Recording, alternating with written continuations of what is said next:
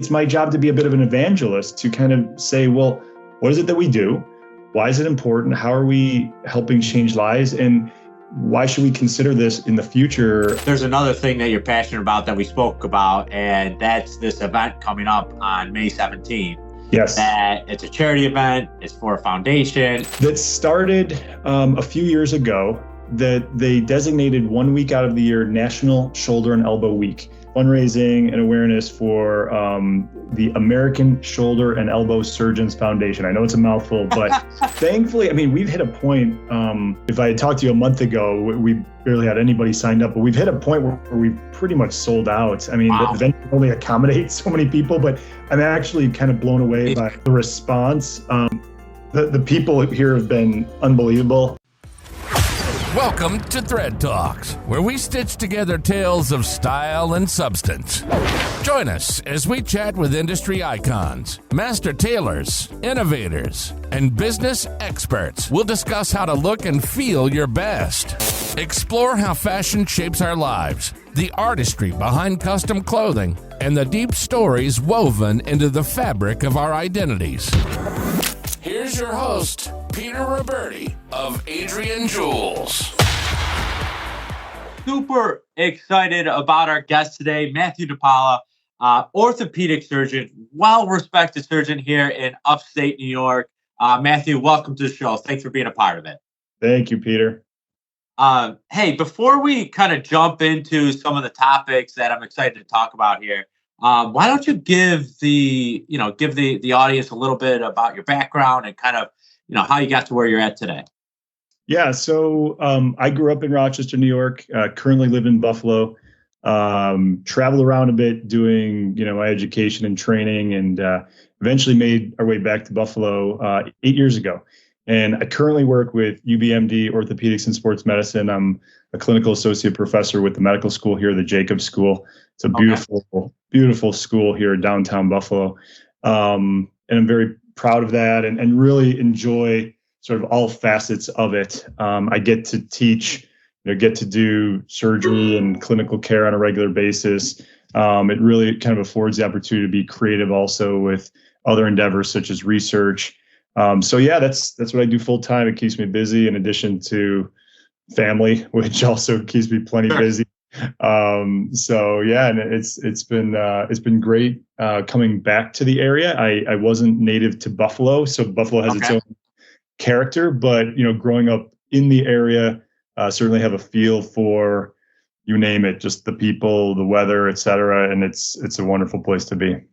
Nice. Awesome. I'm curious because, so you've been doing it for 15 years now, 15 years? So after training, I mean, as you know, it's kind of a long road to get to being a fully trained surgeon. I mean, we're talking 4 years of college, 4 years of medical school. I did an extra year of research. And then you have what we would call a residency, which, if you think about it, is like an apprenticeship. So that sort of surgery, for orthopedic surgery at least, is another 5 years. Technically, you're working under other surgeons. You're really learning your craft at that point. So that's kind of your apprenticeship. And then I did an extra year of shoulder and elbow fellowship. So that was a full year training, doing specialization in that one area, so that I can focus. And the group where I work, we're all subspecialized, so we all focus on different areas. And the reason being is so that just like you have an electrician doing your electrical work, we want to be expert in what we're doing. Yes. and what we're doing. But correct, after that, so after all of that training, which I was about 33 by the time I finished that, I've been in practice now 15 years. So it doesn't feel that way, because it feels like I'm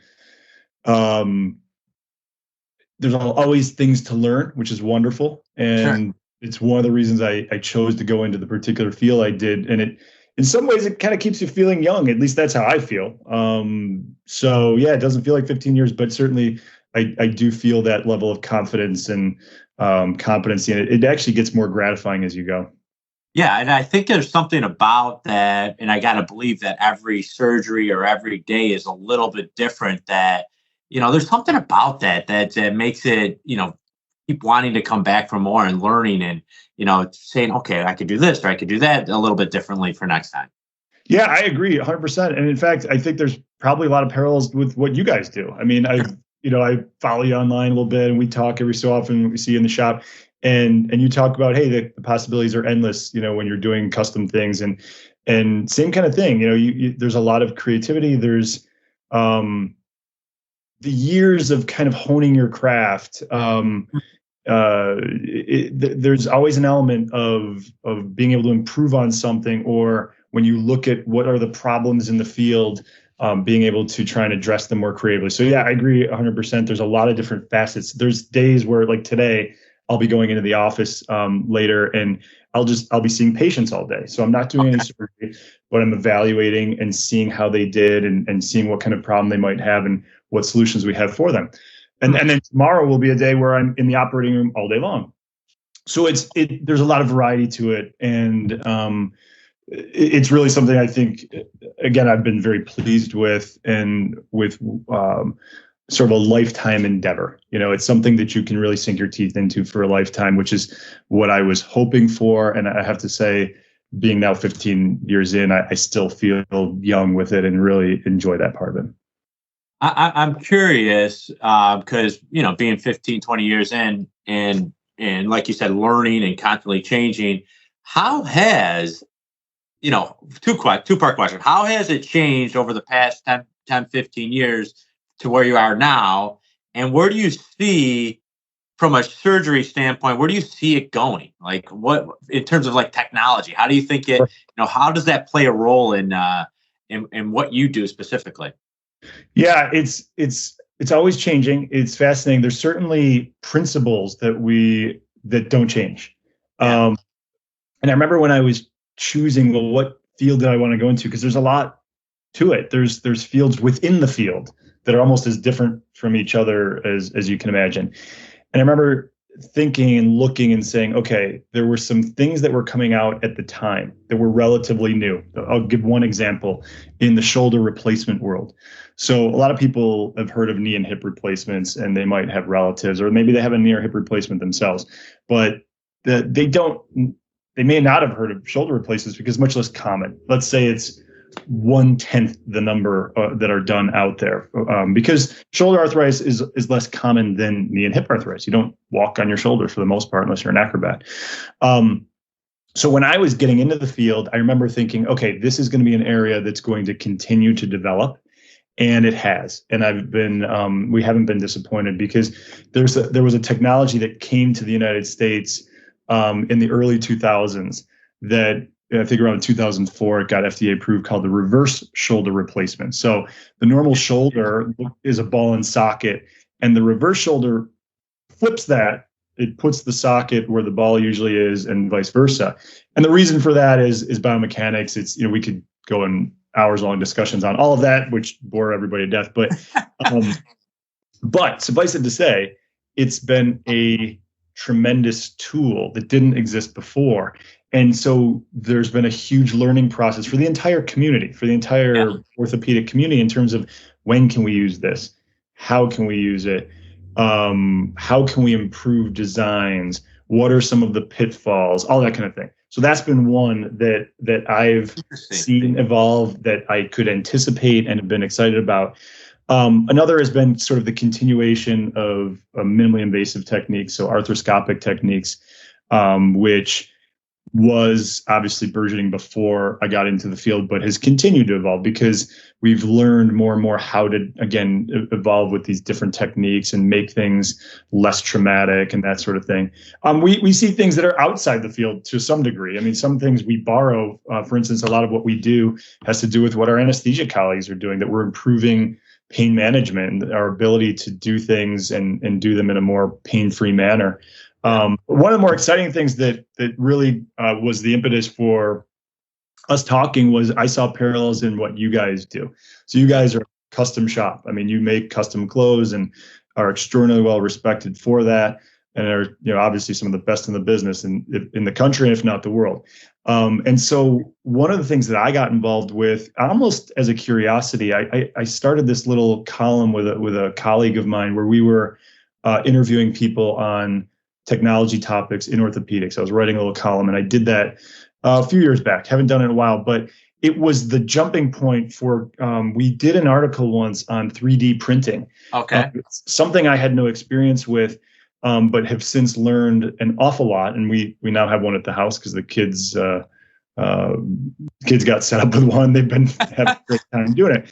But the 3D printing technology is super interesting because it has allowed for a certain amount of customization in what we do.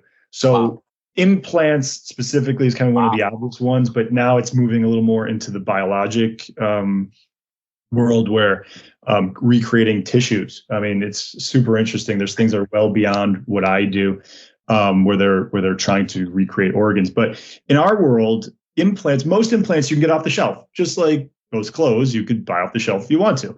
Sure. But there are certain areas where there are, let's say, bone loss. Like, let's say someone has a deformity in their bone that is just not fitting what 99% of the implants out there might accommodate. I need to replace a shoulder or a knee or a hip. Well, now the technology is there that you can literally 3D print the implant. Exactly, to fit the defect in the bone, which is it's amazing. So that's something that's been new since when I got into training. So we weren't doing custom shoulder replacements, and now sometimes we do. It's still rare because most of the stuff we can handle off the shelf, just like you don't have to buy every piece of clothing custom, but we now have that capability, and it's pretty fascinating. And I'll give a plug for my book, which I don't know that anybody in the audience wants this book, but it's I helped edit a book called 3D Printing in Orthopedics. And again, it's sort of spurred on the conversation. Cool. And I didn't write the whole book, but what the editor does is kind of bring together experts from all over the country. And it was really a fascinating endeavor. Probably took us about a year or so to get the whole thing together. I wrote a few chapters, but now there's people who literally around the country that's their area of research. And they're kind of experts in these particular fields. So it's pretty fascinating. Yeah, it's interesting stuff.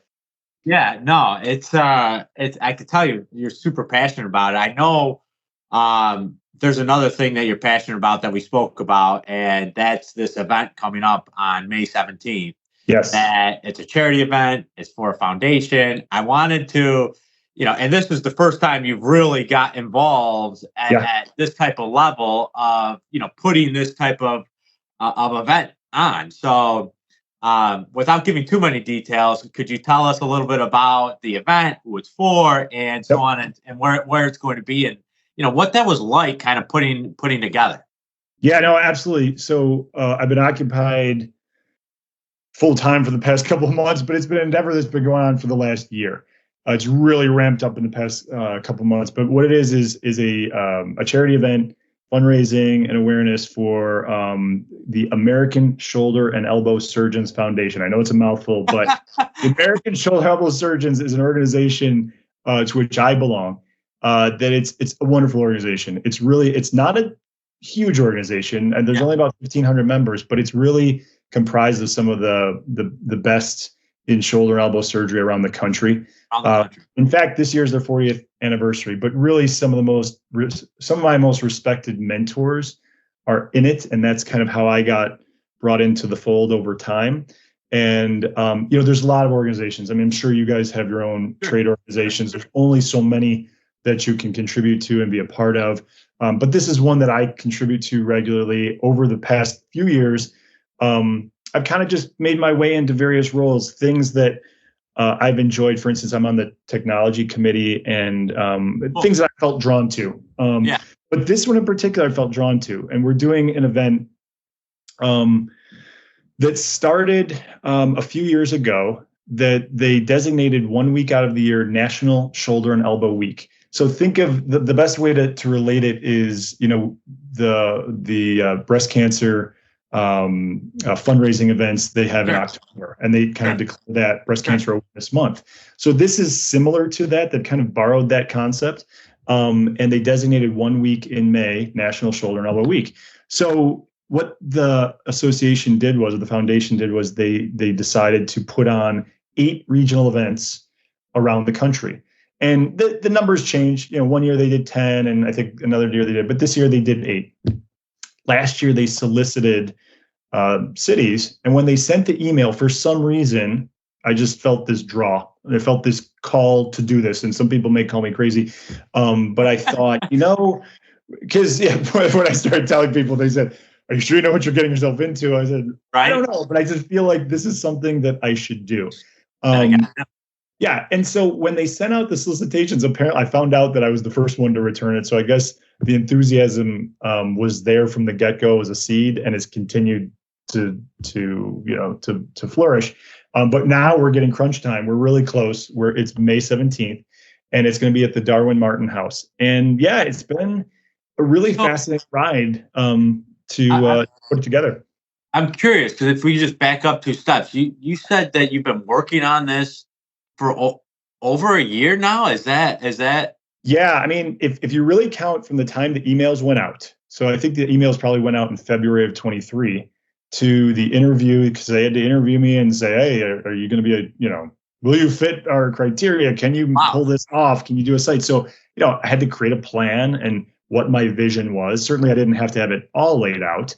And then we've had a lot of great guidance. I mean, the foundation has been wonderful, and they've learned, and we've had mentors that have guided us through. So I couldn't have done it without the team, because I'm not a wedding planner or event planner by trade. I'm just a surgeon, But no, from the get-go, it started with, all right, what are we doing here? What are you guys looking for?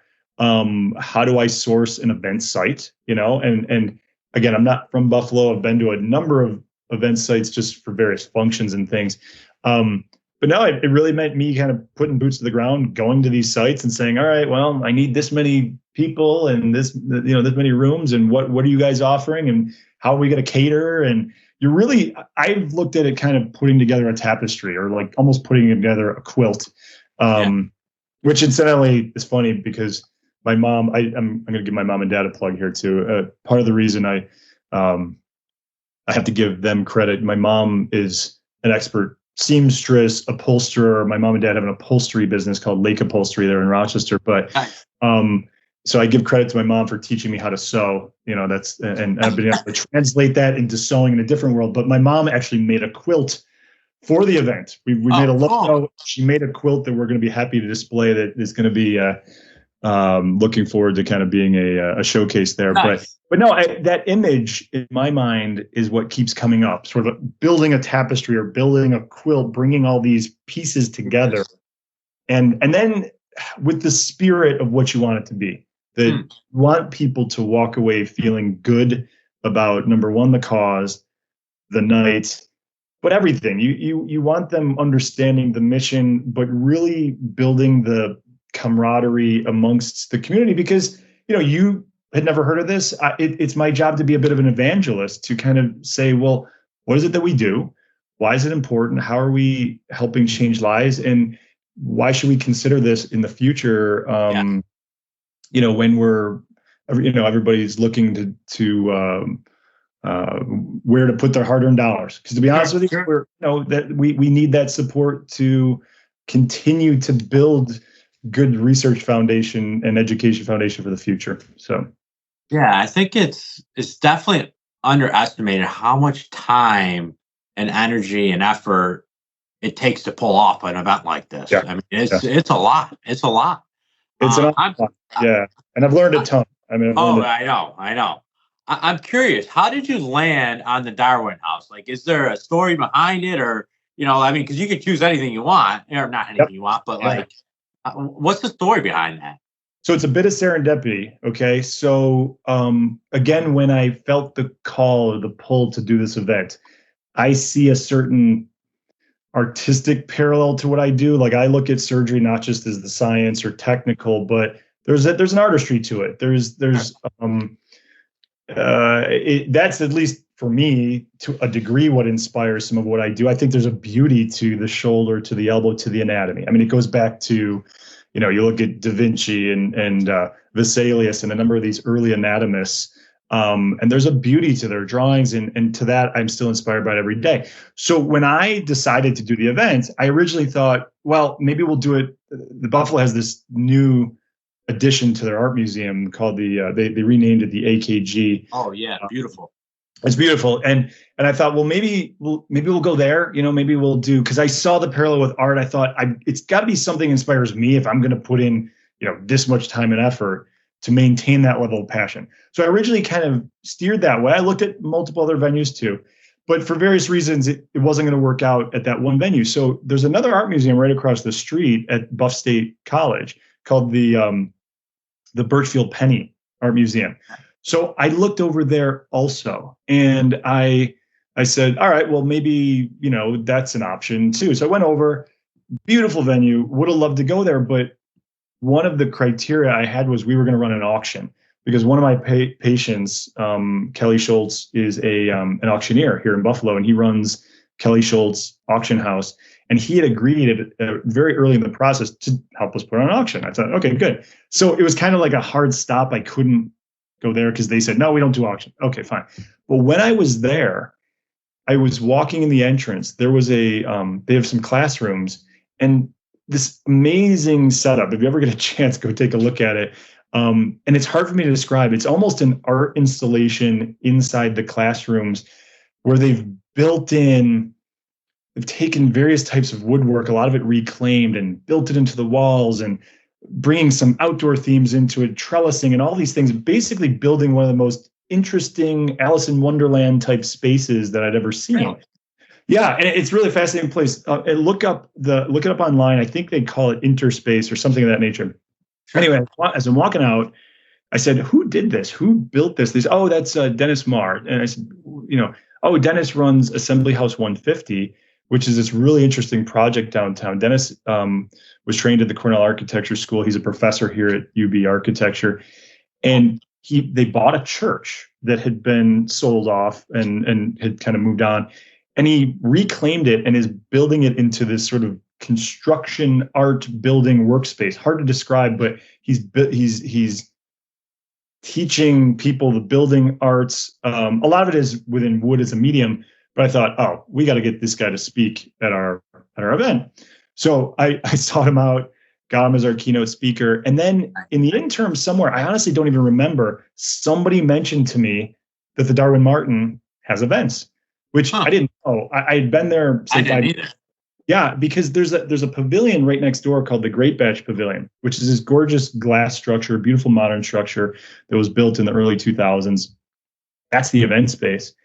And the house is sort of the backdrop. And it was just this beautiful marriage. And so I went from going, well, art will be the theme, to, oh no, this is it. Architecture. Architecture is going to be our theme, because what I do to a large degree on a daily basis is the architecture of the human body. Like it. When you talk about a building, it's like the building's got good bones. So, well, we deal with bones, but it's the architecture of the human body. And that became the theme. And then once I had that, we kind of ran with it. Yeah. I like it. So I'm just curious, because there's 8 different events around the country, or correct? Okay. So how does it work? Like, I mean, I know you mentioned that you guys, Western New York, and that's, you guys have you've raised some dollars, and it's been going towards this foundation. How do people get involved with it? I mean, I guess, how does it work, nationally and locally here? Like, what, if people want to get involved, could they still get involved? Or, I guess, what would you tell someone if they want to get involved?